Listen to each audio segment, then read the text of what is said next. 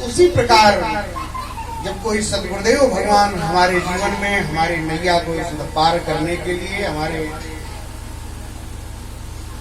हाथ पकड़ के हमारा उस परम पिता परमात्मा से हमारा पारिग्रहण संस्कार करा देंगे, तो हमको भी अपने घर सही घर का पता लग जाएगा कि मेरा असली घर तो कौन है। इस नाते भगवान से निरंतर प्रार्थना करते रहिए, प्रभु ये मानव तन दिया है तो इसकी सार्थकता भी बनाने का काम आप ही का है। प्रभु सब ही नचावत राम गोसाई नर नाचत मरकट किनाई। तो हमको तो बस कुछ करना नहीं, खाली इतने करना, प्रभु से बारंबार प्रार्थना करना, प्रभु मेरे तो गिरधर गोपाल दोसरों ने कोई, मेरा जी कई सब लड़के। तो इस प्रकार जब हम इस परमात्मा को याद करेंगे तो परमात्मा किसी न किसी रूप में आके हमारा मार्गदर्शन करेंगे। बोले भक्त वत्सल भगवान की।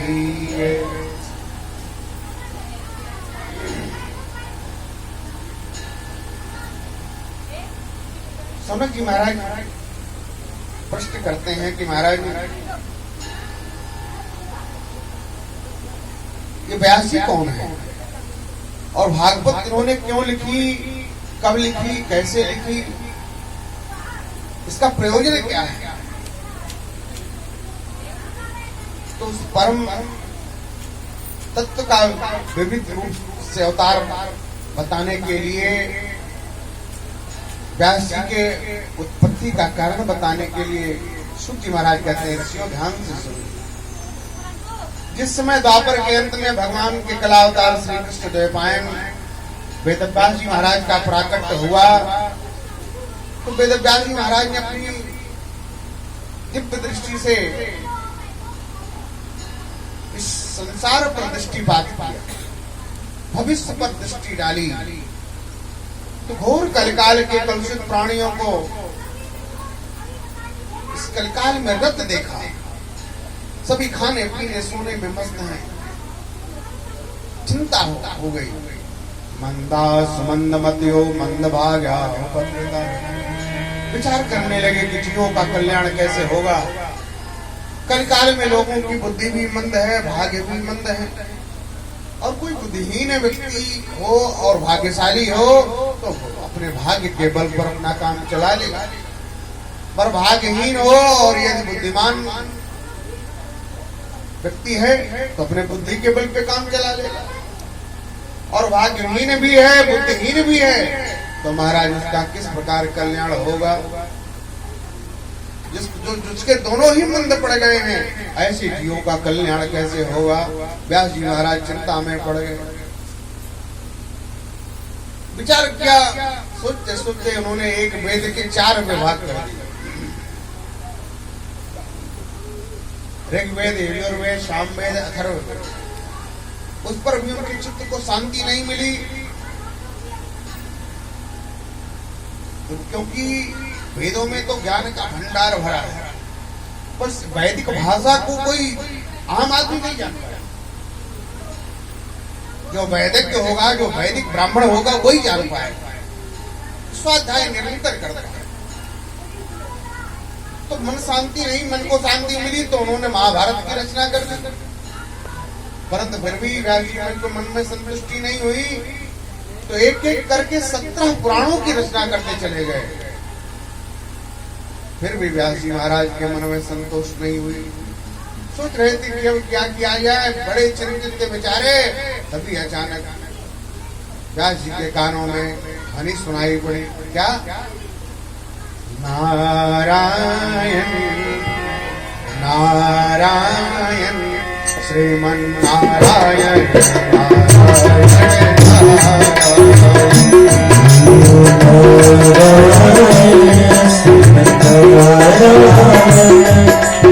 नारायण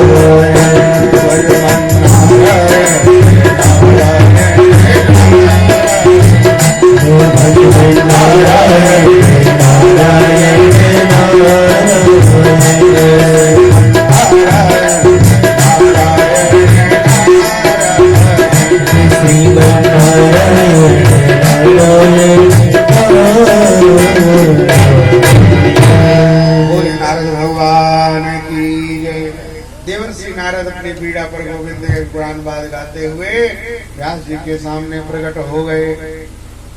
देवर्षि नारद का दर्शन करके व्यास जी महाराज खड़े हो गए और नारद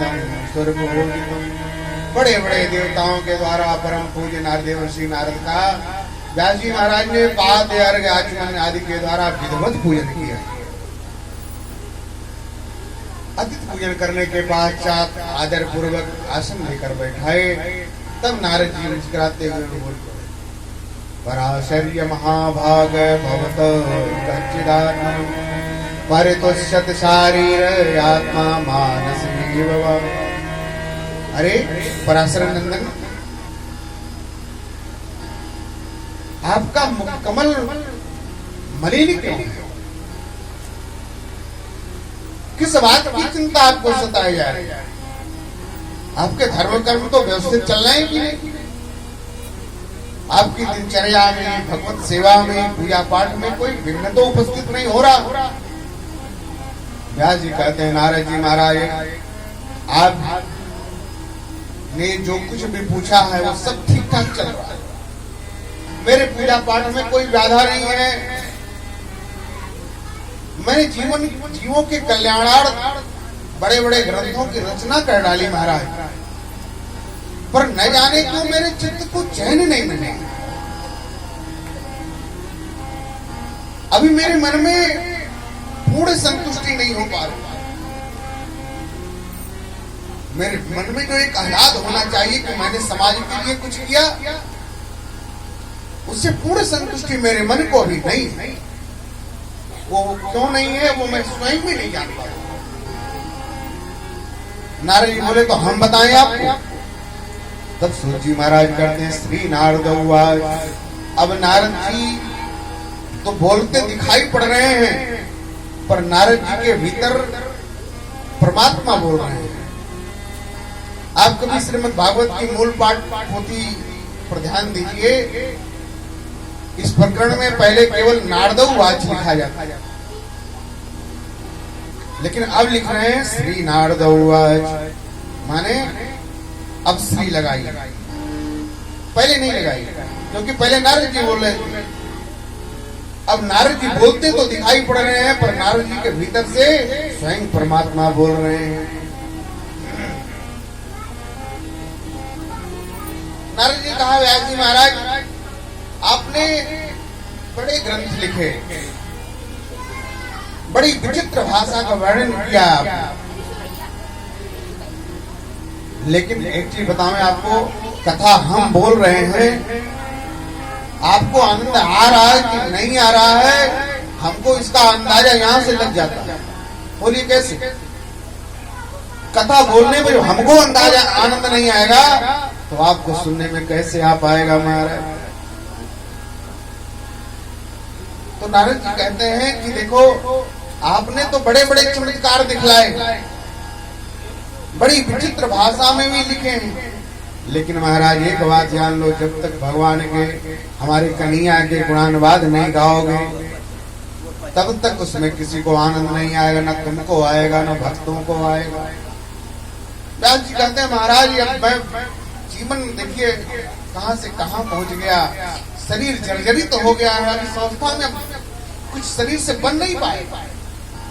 बोले यही तो बात है, हिम्मत हार दिया आपने, हिम्मत न हारिए विसारिए न राम को। परमात्मा का आश्रय लीजिए, आपका कोई भी काम रुकेगा नहीं महाराज। भगवान का अनेक काम नाम लेकर आप फिर से लिखना प्रारंभ करिए। आप हमको देख लीजिए, मैं पूर्व जन्म में दासी पुत्र हुआ करता था।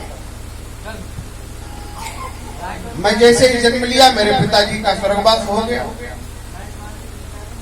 मेरी मैया मुझको गोद में लेके जंगल में भटकने लगी।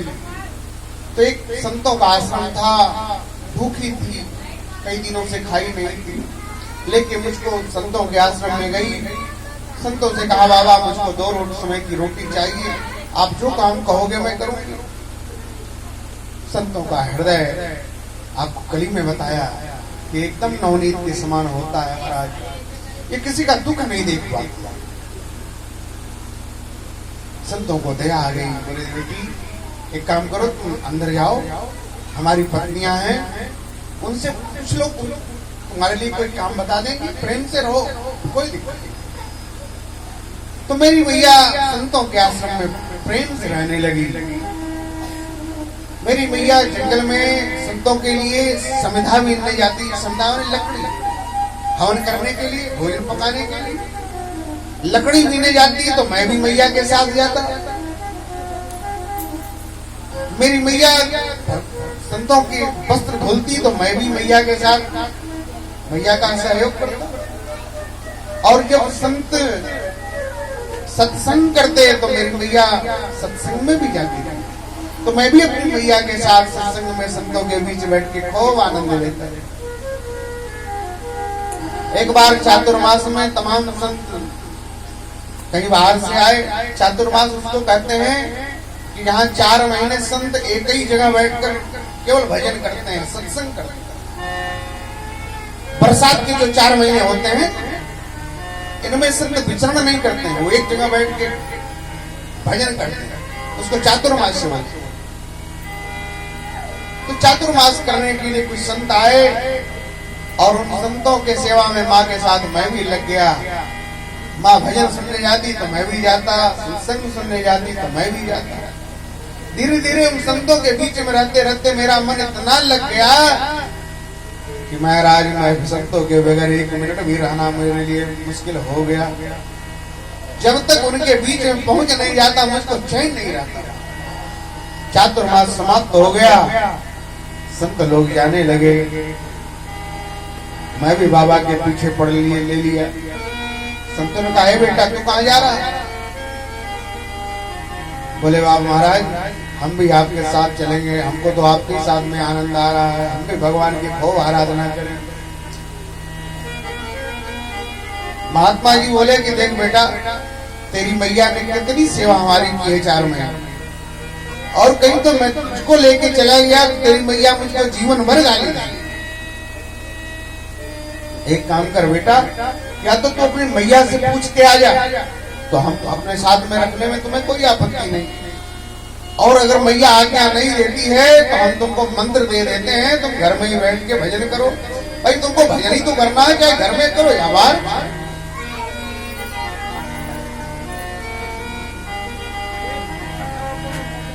नारद जी जान के मेरी मैया मुझको छोड़ने वाली नहीं है। देखिए एक चीज जान लीजिए, हम संसारियों की यही वृत्ति, कोई भी माता पिता अपने बेटे को नहीं चाहते कि मेरा बेटा बाबा जी बन जाए, चोर बन जाए, डाकू बन जाए, नेताजी बन जाए, इंजीनियर बन जाए, कुछ भी बन जाए, लेकिन बाबा जी न बनने पावे, ये सबको बड़ा चिंता रहता है। नारद जी कहते हैं महाराज कि जैसे हमने जरा सा कंठी लेके जपना प्रारंभ किया, माला थोड़ा सटकाया, चंदन टीका लगाया, मेरी मैया के धड़कन तेज हो गए। सबसे कहने जो भी आवे सबसे कहती कि भैया मेरे बेटे की सही कहीं शादी करा दो, कोई बहू आ जाए मेरे घर में, छोटे छोटे बच्चे हो जाए तो हम भी आराम से अपने शरीर को छोड़ सके। हमने मैया की जब बात सुनी तो महाराज हमको तो खलबली मच गई। हे भगवान, अभी तो हम अपनी मैया के जाने की प्रतीक्षा कर रहे हैं कि मैया जाए तो हम बाबा जी बन जाए, और मैया कहीं देवी जी को लाके हमारे गले में डाल दी, तब तो महाराज देवी जी को जाने की प्रतीक्षा करनी पड़ेगी, और फिर तो मेरा जीवन ही प्रतीक्षा में निकल जाएगा। नारद जी विचार कर रहे थे तो एक दिन नारद जी कहते हैं कि मेरी मैया गैया धोने गई, शाम का समय था, मैया को थोड़ा कम दिखाई पड़ता था, और मैया के पैर के नीचे सांप आ गया, और मैया का पैर पड़ गया, सांप ने काट लिया, मेरी मैया मर गई। मेरे एक मित्र ने आके मुझको बताया, अरे बच्चा रामदास तेरी मैया मर गई। और जैसे मैंने सुना महाराज तो अंदर से बहुत खुश हुआ कि चलो झंझट खत्म हुआ, अब प्रेम से बाबा जी बन के खूब भजन करेंगे। लेकिन समाज को दिखाने के लिए ऊपर से आंसू टपकाए अगर नहीं रोएंगे तो समाज के लोग गाली देंगे, देखो मैया के मरने की खुशी मना रहा। तो इसलिए नारद जी ने ऊपर से थोड़ा दिखावा किया और मैया का विधिवत संस्कार किया। और जिधर महात्मा गए थे उत्तर दिशा की तरफ, नारद जी महाराज चल पड़े। ढूंढते ढूंढते गए, बहुत ढूंढा संतों को, और संत तो पता नहीं कब के कहां जा चुके थे, कहां ढूंढते। चलते चलते एकदम थक गए थे। एक वटवृक्ष का बहुत सुंदर छाया दिखाई पड़ा, एक सरोवर बीता हुआ। नारद जी ने सोचा कि चलो थोड़ा स्नान कर लें, जल पी लें, और इस वृक्ष के नीचे थोड़ी विश्राम कर लें, फिर आगे चलेंगे। सज्जनों, उतना पावन भूमि थी कि वहां महाराज नारद जी का जीवन बदल गया। वहीं से नारद जी कहते हैं कि मेरा जीवन वहीं से बदल गया। मैं जल पिया, जल पी के वृक्ष के नीचे बैठकर कैसे ही थोड़ा सोचा लाओ ध्यान करें। ध्यान किया नहीं कि तुरंत हृदय में हरि का प्रकट हो गए। बोले भक्त वत्सल भगवान की। नारद जी कहते हैं कि महाराज मैं तो खुश हो गया, मुझे तो साक्षात प्रभु का दर्शन हो गया, मैं तो एकदम सिद्ध हो गया। नाचने लगे महाराज। लेकिन अगले ही क्षण में जो छटा नारद जी के हृदय में प्रकट हुई थी, वो अंतर ध्यान हो गई। अब नारद जी महाराज को बड़ी व्याकुलता हुई। नारद जी कहते हैं कि मैं बहुत रोने लगा, छटपटाने लगा, फिर वही मंत्र जाप करने लगा, फिर वही समाधि लगाई, लेकिन कहीं से कोई फर्क नहीं पड़ रहा है। नारद जी कहते हैं तब मैं जोर जोर से चिल्ला के रोने लगा। तब आकाशवाणी हुई कि बस रो नहीं, इसी तरह भजन करो, इस जन्म में नहीं अगले जन्म में हमारी प्राप्ति तुमको निश्चित हो जाए। नारद जी ने कहा महाराज जब इस जन्म में नहीं मिलना था तो फिर आपने दर्शन क्यों दिया? अरे जब हम सिद्ध हो जाते, उस स्थिति में पहुंच जाते तब दर्शन देते। भगवान ने कहा बेटा हमने अपने रूप सुधा की चटनी तुमको इसलिए चटा दी कि कहीं तुमको बाबा जी पर संदेह ना हो जाए कि बाबा बैरागी ऐसे घुटे मुटे हमको चक्कर में डाल के चले गए, कहीं भगवान होते भी कि नहीं होते। तो इसलिए हमने तुमको अपने रूप सुधा की चटनी चटा दी। अब इसी आनंद में मस्ती से प्रेम से तुम भजन करो और अगले जन्म में मेरी प्राप्ति तुमको सुनिश्चित हो जाए। नारद जी कहते हैं कि व्यास जी महाराज मैं भगवान के उन्हीं बातों पर विश्वास करके उसी वृक्ष के नीचे बैठकर भजन करने लगा। और विडंबना देखी कि कुछ ही समय में महाप्रलय हो गया। समुद्र ने अपनी सीमा लाग ली और देखते देखते पूरा संसार समुद्र में विलीन हो गया। मेरी भी मृत्यु हो गई। और जब भगवान ने पुनः संसार का सृजन किया तो देखो जो बच्चा रामदास पहले था वही रामदास आज ब्रह्मा जी का मानस पुत्र बन के जन्म ले लिया। बोलिए भक्त वत्सल भगवान की। नारद जी कहते हैं कि व्यास जी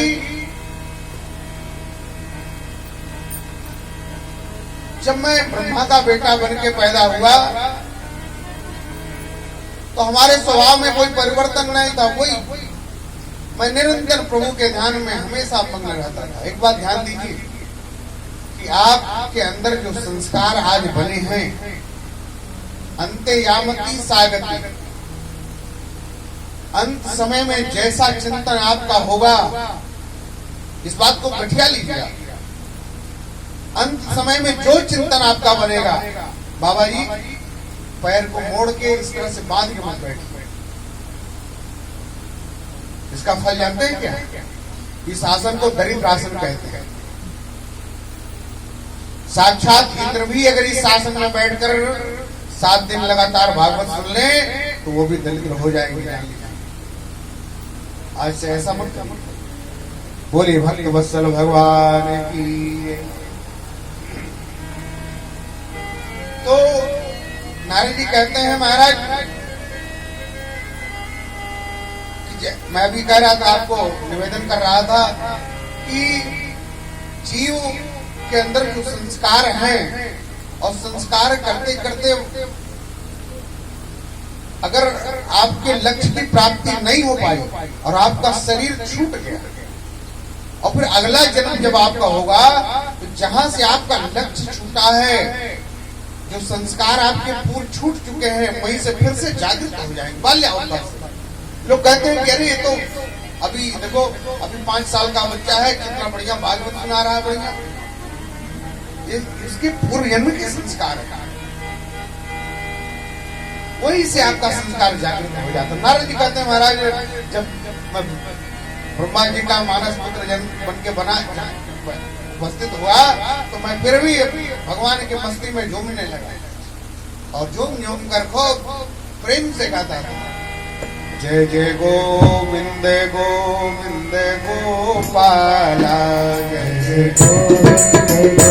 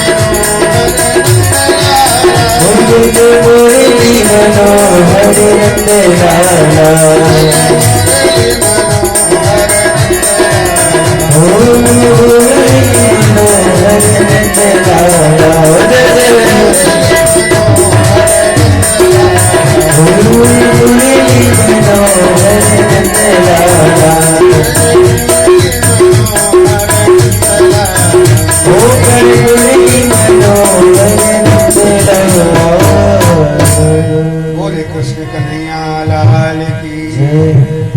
नारद जी कहते हैं कि महाराज हमारे संकीर्तन पर भगवान प्रसन्न हो गए और प्रकट हो गए, आशीर्वाद दिया कि नारद आज से ये बीड़ा मेरी नहीं तेरी, अपनी बीड़ा प्रभु ने हमको दे दिया।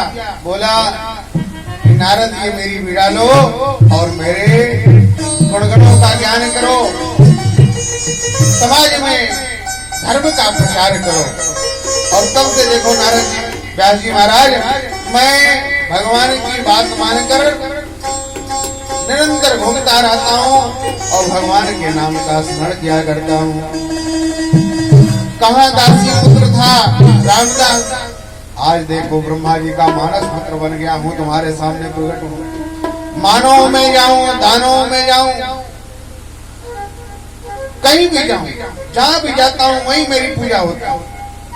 ये मेरी पूजा नहीं, इन्हें मेरे प्रभु के नाम की पूजा है। व्यास जी महाराज, जब तक प्रभु के नाम का गुणगान नहीं गाओगे तब तक आपको शांति नहीं मिलेगी महाराज। व्यास जी महाराज को तुरंत अपनी कमी का ध्यान हो गया और तुरंत सरस्वती नदी में स्नान किया। और जैसे अपनी कुटिया में, उनकी कुटिया का नाम है सम्याप्रास, सरस्वती नदी के तट पर आप बद्री विशाल जाएंगे, बद्रीनाथ धाम वहां रास्ते में पड़ेगा।